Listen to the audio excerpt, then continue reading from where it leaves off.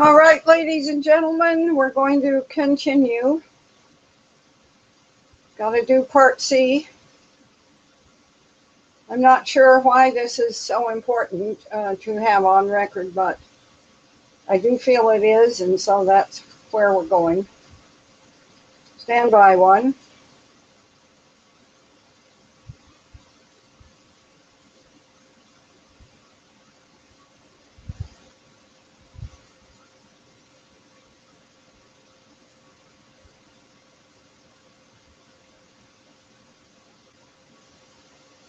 The hardcore of the battle-hardened jihadists now fanning out across Europe understands the tried and true process of igniting a civil war through terror.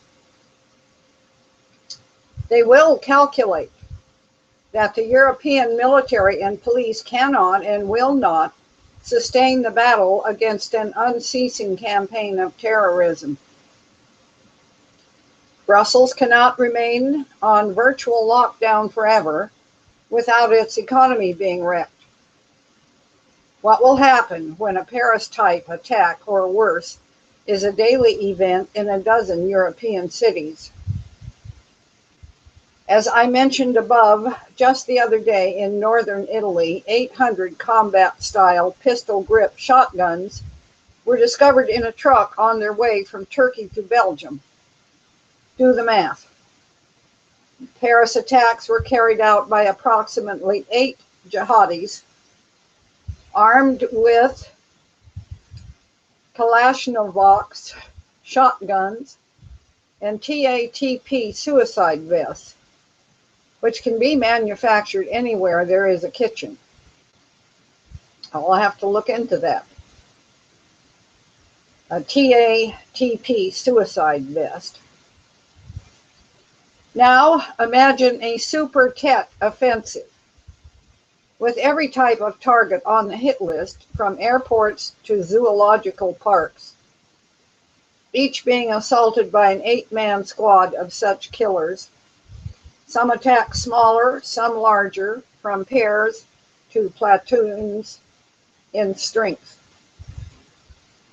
You know, you guys, this doesn't apply only to Europe. In the 9 months since Matt wrote and posted this article, the creeping, it is creeping. These things are already happening in the United States as well as in Europe.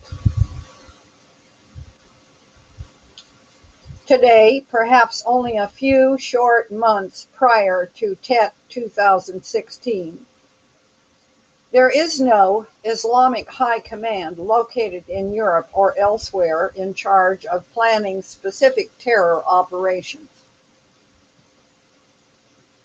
There is no OKW, the supreme command of the German Nazi armed forces, planning an Islamic operation. Hence, there is no command and control structure for Western intelligence to penetrate and disrupt. Instead of a central brain directing many hands, think of a vast swarm of stinging jellyfish, all moving in loose formation with the same generalized attack plan in their collective hive mind. At the end of 2015, individual may have only a basic awareness that they are heading to Europe to conduct a great jihad. As D-Day draws nearer, coded messages will proliferate with cryptic references to portentous events from Islamic history.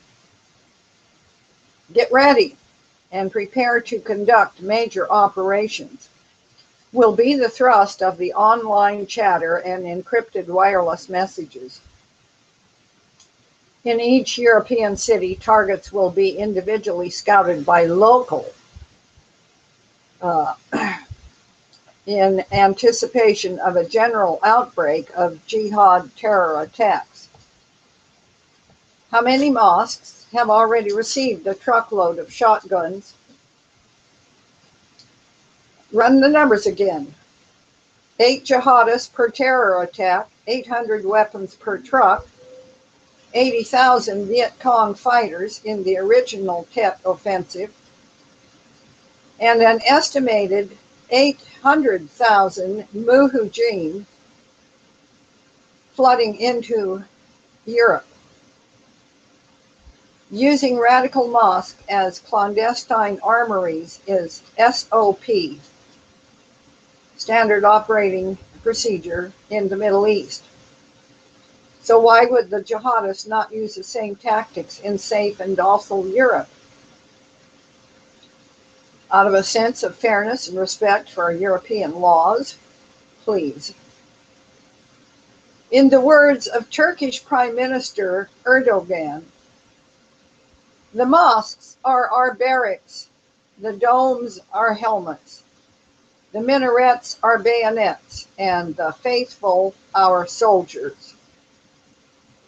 And bear in mind that any place an AK-47 can be smuggled, so too can a few kilos of Semtex.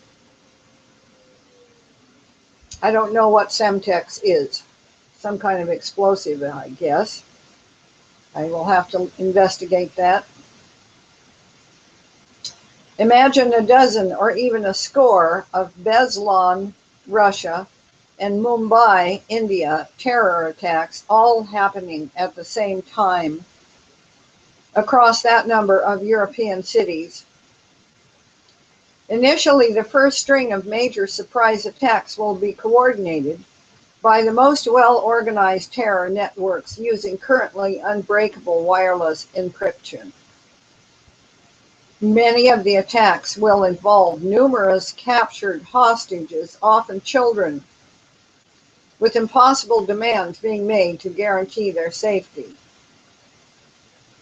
Or no demands will be made, just rape and slaughter will ensue, as in the Russian Beslan example. This outbreak of major attacks will be the signal for the general jihad offensive to begin. The Beslan massacre happened in 2004 at the hands of yet another killer gang of aggrieved Islamists. 2 squads of Chechen Muslim terrorists arrived on the first day of school in a Russian town using false police vans as camouflage. They took 1,000 young hostages and held them for 3 days. The Muslim terrorists murdered over 400 innocents, often after rape and torture. This was in 2004. In Mumbai in 2008, 10 Pakistani Muslims, terrorists armed with Kalashnikovs and grenades, created utter havoc over a 4-day period, attacking a train station, a hospital unsuccessfully, landmark hotels, and a Jewish center, murdering 164 people and wounding over 300. Simultaneous Beslan, Mumbai, and Paris terror attacks, accompanied by car bombs, will be the model for the 2016 jihad offensive in Europe. What Nazis accomplished with Stukas and Tigers and motorized divisions, the Islam Nazis will attempt to accomplish by a massive Tet offensive on steroids, overwhelming and stunning the European meta system into immediate paralysis in first psychological, then material defeat. At least that is the outcome that the Islamist Nazis will be striving to achieve. The 1968 Tet infiltration and mass attack strategy didn't succeed in Vietnam, and maybe it won't work in Europe either. It's more likely that the hoped-for general uprising by all European Muslims against the Kafar will be triggered, and it may simply stall and splutter out. In strategic terms, if nothing else, the 2016 jihad offensive and subsequent civil war in Europe will open up a second major front in the war against the Islamic State, causing NATO and the West to turn their attention inward toward their own survival and thereby take pressure off the other theaters of war in Iraq and Syria. And for the Europeans to win the coming civil war, they will have to be at least half as brutally ugly as their Muslim invaders, and that means pretty damn brutally ugly. But while the jihadists will be operating at maximum brutality from day one, the placid and polite European authorities will be starting from far behind in that department. For example, a standard jihadi tactic is to flee from a terror attack straight back into the embrace of their co-religionists in the Sharia zone ghettos and hide behind women and children. Then what will the authorities do? Go in and try to arrest them? Just joking. Wait for their next excursion with more terror bombs? Or gut the entire suspected block with shell fire? This is what I mean by damn ugly. The French reaction to the Paris attacks gives a hint of how this phase will run. Best case scenario, and I don't see this as likely, the 2016 Islamic Tet attackers will be wiped out the way the Viet Cong were in 1968. But if there are enough simultaneous attacks in total numbers involving anywhere near the 80,000 or so fighters of the Vietnamese Tet, I can't see how the present European forces can defeat the jihadists in less than a month, if at all. By very simple math, that number of jihadists means 10,000 Paris-level attacks. Think about that. 10,000 Paris-level attacks, all taking place in the same month, the same week, even on the same day, right across Europe.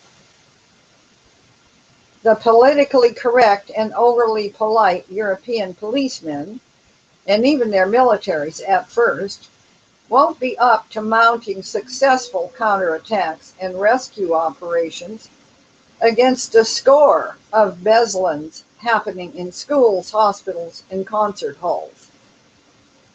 Not while at the same time airports, train stations, power plants, and other targets are being hit by Paris-sized terror squads right across Europe.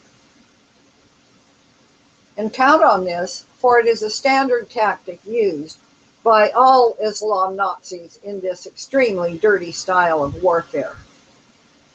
Just like in Beslin in 2004, where the killers arrived in false police vans, in 2016, ambulances, emergency vehicles, and other official conveyances will either be hijacked or painted to simulate the real thing. Suicide bombers will arrive in official uniforms to sneak past security. This is a standard tactic, I repeat for emphasis. A jihadist dressed in a policeman's uniform will drive a 100-kilo bomb straight into the police headquarters in an official marked police car.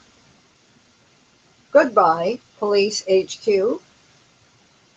And incidentally, good luck at planning the rescue operation for your town's local Beslan in progress after your local police headquarters is cratered and much of their crisis leadership is wiped out.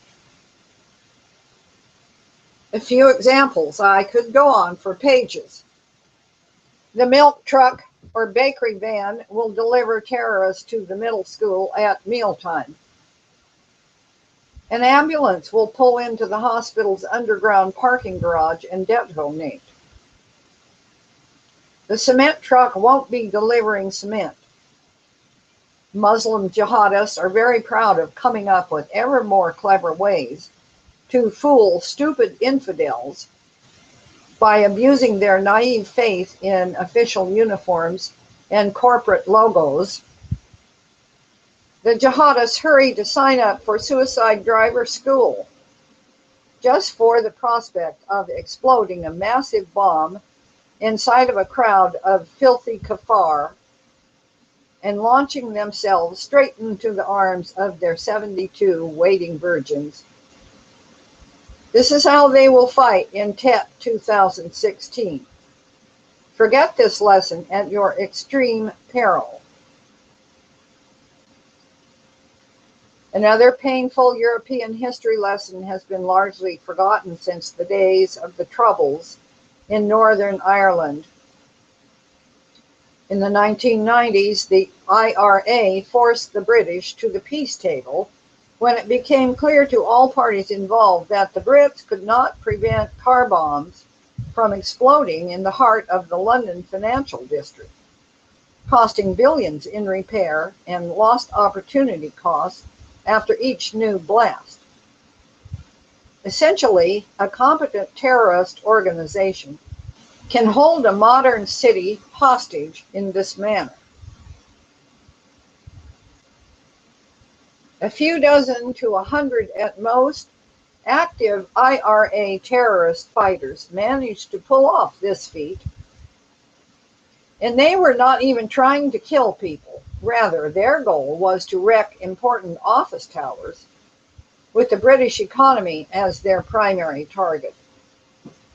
Usually, the IRA detonated their London car bombs during off hours in these final terror actions of the Irish Troubles. The Muslim car bombers will not be as considerate in the coming European civil war. They will strike for maximum civilian casualties in an attempt to terrorize European leaders into surrender and submission to their Islamic demands.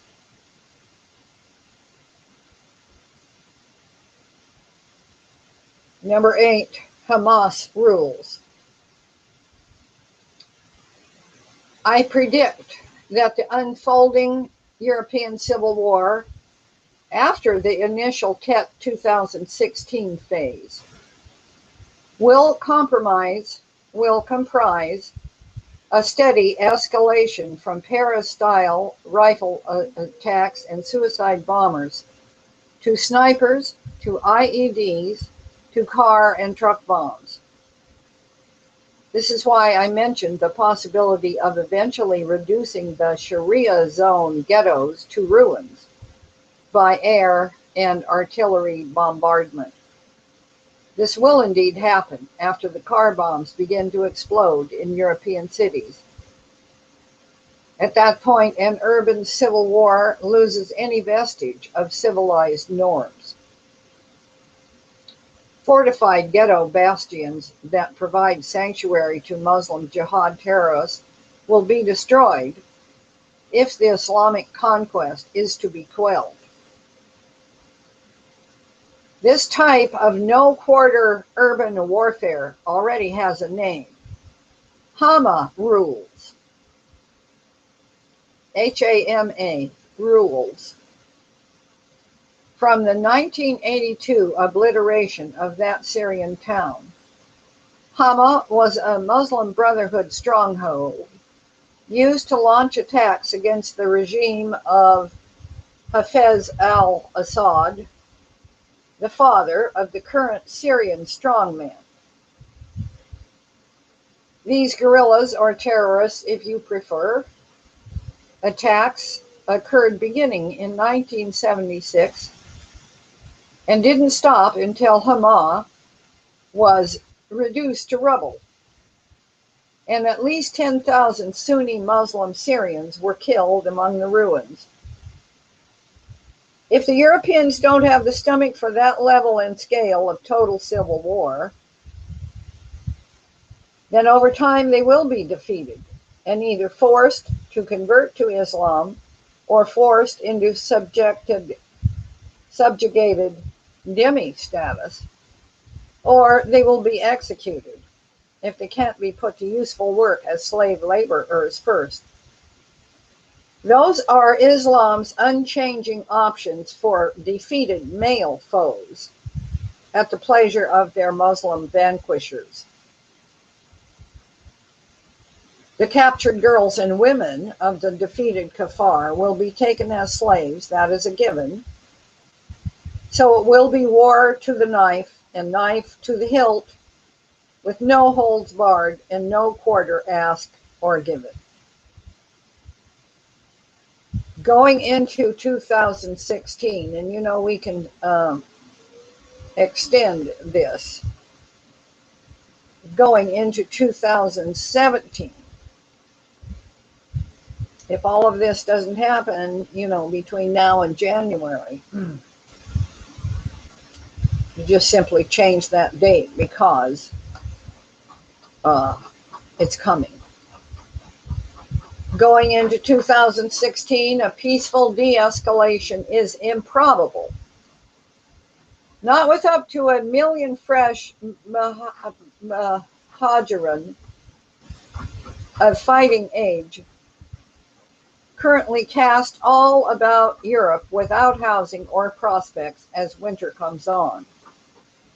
This rapid mass influx of hundreds of thousands of unattached Muslim men into Europe is the equivalent of pouring a jug of nitroglycerin down the barrel of a cannon, then loading the double gunpowder charge, ramrodding 3 or 4 cannonballs on top, and lighting the fuse.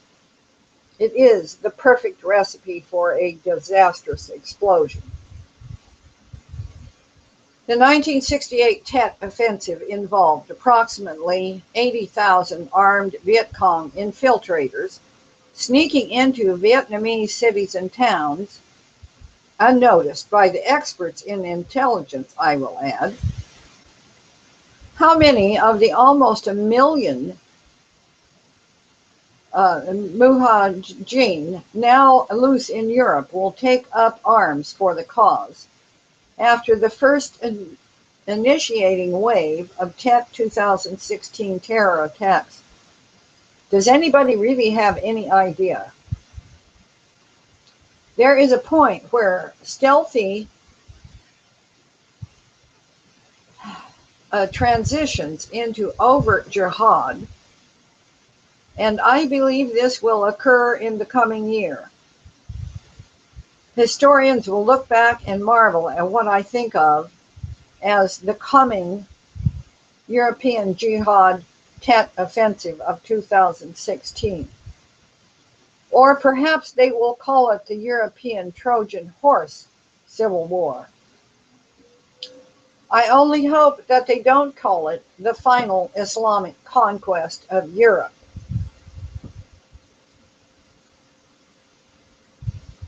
I remind us all again, this it can also and should be being said, the American Trojan Horse Civil War. And I only hope that they don't call it the final Islamic conquest of the United States of America, because what is happening in Europe is happening in the United States. Historians will study how this mass invasion and the consequent Tet 2016 and Civil War came to happen. The truth is, it was an inside job by the traitor class, the cultural Marxist open border international socialists. First, They numbed and dulled their own compatriots into apathy before opening the gates to the Islamic barbarians. They injected the paralyzing curare of multicultural political correctness into their own societies in order to render them unable to defend themselves from the planned attack. In reality, the international socialists and the Islamic forces have agreed upon a murder pact. Let's underline that. In reality, the international socialists and the Islamic forces have agreed upon a murder pact wherein their common enemy, the nationalists, will be removed as a threat to either of them forever. In 2016, European nations will deliberately be torched in order to finish off their people's last remaining notions of national pride and cultural identity. In effect, the coming conflict will constitute an agreement about the dinner menu made between a jackal, a hyena, and a supremely stupid bliss-ninny lamb who was raised on utopian multicultural fantasies. The lamb believes that by its own sweet example, the jackal and the hyena can be turned into vegetarians. But the choice for the dinner entree is already a foregone conclusion. European nationalists will be shot and stabbed in their fronts and their backs until they go down and are consumed by both of their rapacious destroyers. And depend on this, standing before the crater in front of the smoking building after the 10th car bomb to explode that month, telegenic media traders will mangle the truth into a false narrative that supports the inexorable spread of international socialism as the only possible solution to the tragic cycle of violence. The liar press will call patriots Nazis and Nazis patriots. They will damn saints and praise mass murderers. These media prostitutes are loyal only to their trader class paymasters and to their common international socialist vision of global tyranny imposed from above by the all-knowing elites. Out of chaos, order will be in their minds, if not on their lips.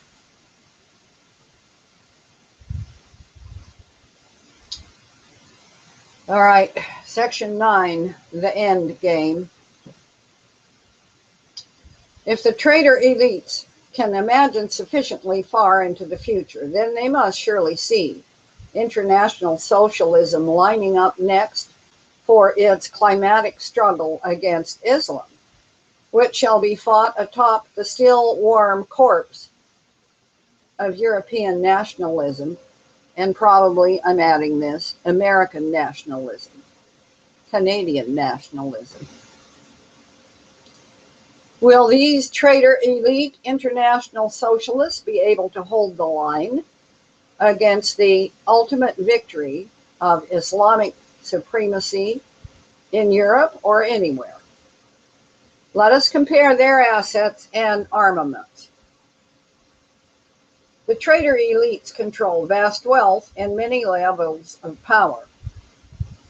But will the ready offer of unlimited wealth and fast-track career promotion outweigh the fear of the Muslim assassin, kidnapper, and beheader? Which motivating force will prove stronger in the long run? The proffered bribe or the kidnapped child and her threatened decapitation? International socialism and world Islamism are both evil totalitarian ideologies rooted in a quest for absolute power. But I believe that more socialists will convert to Islam than the other way around, tending to tip the final outcome in that direction. Why? Because you can live without accepting a suitcase full of euros or a juicy job offer as a bride. But you cannot live with your head removed from your shoulders.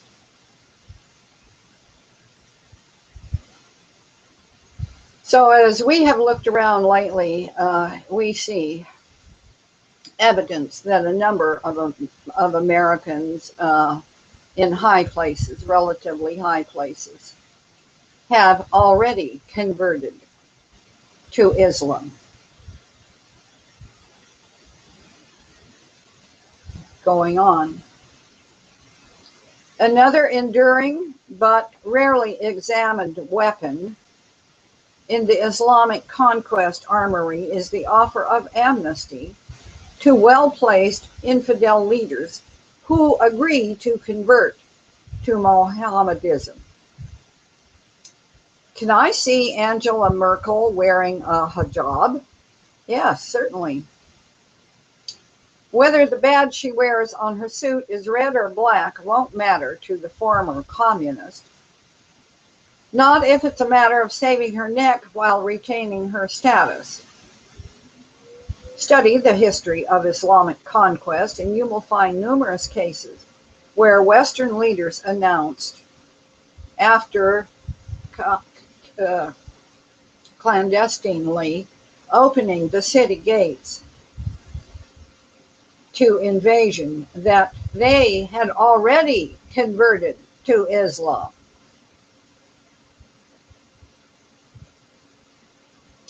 As a reward for this valuable service, well-placed defectors to Islam are often allowed to preserve their wealth and positions by taking fresh Muslim names and swearing fealty to the new Islamic regime. It's intentionally made very easy to convert to Islam.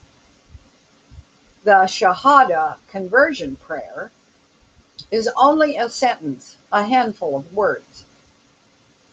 Sincere inner belief is not required, only publicly outward submission, which is the true and nearly always obscured meaning of the Arabic word Islam.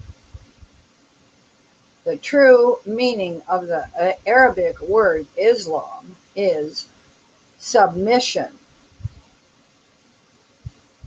So when it comes to last stand defenses and head chopping time draws near, will the secular humanist international socialist fight to their last breath against Islamism?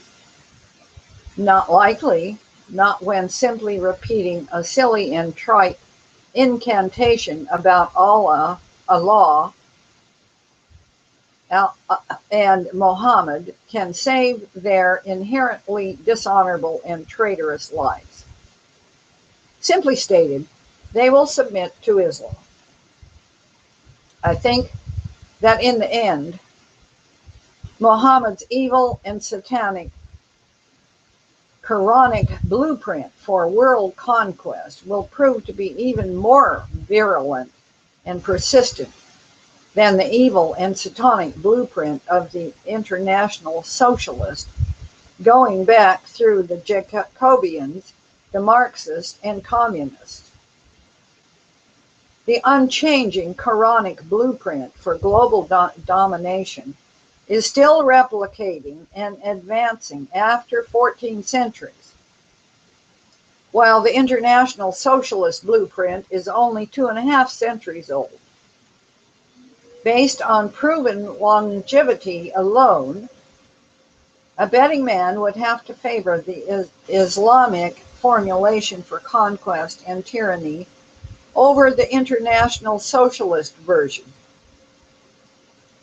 And in the event that Islam either destroys or co-opts international socialism, I would expect the strife to continue until only Sunni or Shia Muslims are left alive. Then there would arise schisms and conflicts among new competing sects because of the innately violent instructions central to the Quranic blueprint. But without an external host for the parasitic Islamic ringworm to feed upon, having killed and consumed the golden goose of productive Western society, Islam itself will most likely fester and decay.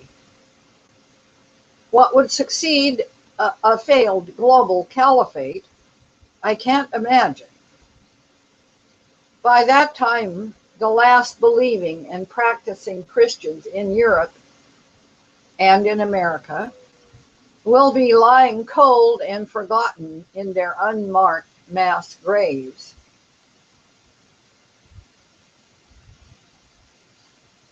Section 10, alternative endings. But perhaps the conflict between the three major forces will turn out differently. Perhaps after the Islamic Tet offensive of 2016 is turned back, European nationalism will experience a miraculous resurgence following a rejection of the international socialism which dragged the EU nations toward disaster. Sometimes invading forces badly miscalculate their chances and underestimate the resolve of their enemies, and after sweeping to early success, they are rolled far back from their high water marks. Napoleon and Hitler in Russia, and the Greek experience in Anatolian Turkey from 1919 to 1922 come readily to mind. Or perhaps the Islamists will take their jihad a step too far, and a nuclear device or other WMD set off in a Western city might finally provoke a commensurate counterstrike against the nexus of Islam in Mecca and other Muslim holy sites, such as the Karbala in Iraq. Certainly, Putin can be expected to evince more steely-eyed resolve than the current crop of dithering Western European leaders. Two of the 5 pillars of Islam literally revolve around the black moon rock set into the corner of the Kaaba in the center of Mecca. After 14,000 unchanging years, Islam cannot simply erase 2 of its 5 pillars and continue with business as usual. Allah Akbar means our God is greater. If Mecca were turned into a vast glowing crater, this would be visibly untrue. When the Aztec and Inca man gods were visibly thrown down by the Spanish conquistadors, those religions and social systems collapsed. If Mecca were to be destroyed, eliminating 2 of the 5 pillars, it's an open question as to what would happen in and to the worldwide Muslim community. We used to think our God was greater. Won't be an effective rallying cry. But I don't suppose I'll be around to see how this plays out. For 1,400 years, uncounted millions of Christians and other infidels have died, not knowing if Islam would ultimately prevail or be vanquished. I'm not sure if there is a future ahead for sovereign nation states as they have been constituted for the past 4 centuries, especially nations with their own unique histories, cultures, and languages. I don't know if the wealth and influence of the traitor elite international socialists can overcome the constant threat of terrorism contained within the deadly Quranic conquest plan. And when it comes to how the approaching European storm will affect China and Asia, my crystal ball is cloudy on the other side. It's hard to imagine a world war extending from Scandinavia to the Persian Gulf, not going nuclear at some point. Perhaps the patient and cautious Chinese will simply inherit the ruins of the West. Perhaps they will be drawn into the world war. No matter what else happens over the coming decade, 2016 is shaping up to be an epic year in European and world history. I hope that whatever develops across the Atlantic might at least provide clear lessons that will be valuable for the defense of a free and sovereign United States of America, including lessons about the extreme danger of importing millions of Islamic muhajir, whatever that word is. And lastly, thank God, through our founding fathers, for the First and Second Amendments to the United States Constitution. Unlike the Europeans, we are at least still free to warn one another of impending dangers without our being silenced by the traitor elites who operate the levels of state power. That's only a matter of time, and not much time. And because of the Second Amendment, we will never be pulled down to the ground like helpless lambs by the Islamist hyenas and socialist jackals. When one too many ravenous foxes are placed into the henhouse by socialist traitors, in due time, both the foxes and the traitors might just get a face full of buckshot. Just remember, never ever give up your guns. You are going to need them. Conclusion. In conclusion, let me just say that Matthew Bracken was born in Baltimore, Maryland in 1957 and attended the University of Virginia, where he received a BA in Russian Studies and was commissioned as a naval officer in 1979. Later in that year, he graduated from basic underwater demolition SEAL training. And in 1983, he led a naval special warfare detachment to Beirut, Lebanon. Since then, he's been a welder, a boat builder, charter captain, ocean sailor, essayist, and novelist. He lives in Florida. Links to his short stories and essays may be found at enemiesforeignanddomestic.com. Thank you very much, Matt Bracken, for laying this out in such a succinct and lucid way.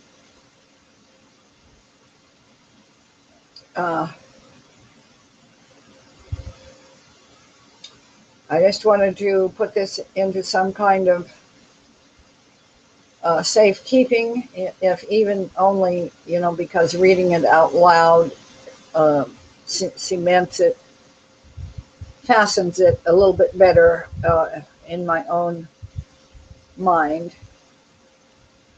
We are so overwhelmed with so much information, and I'm overwhelmed with such extreme emotions that I actually have to work very hard to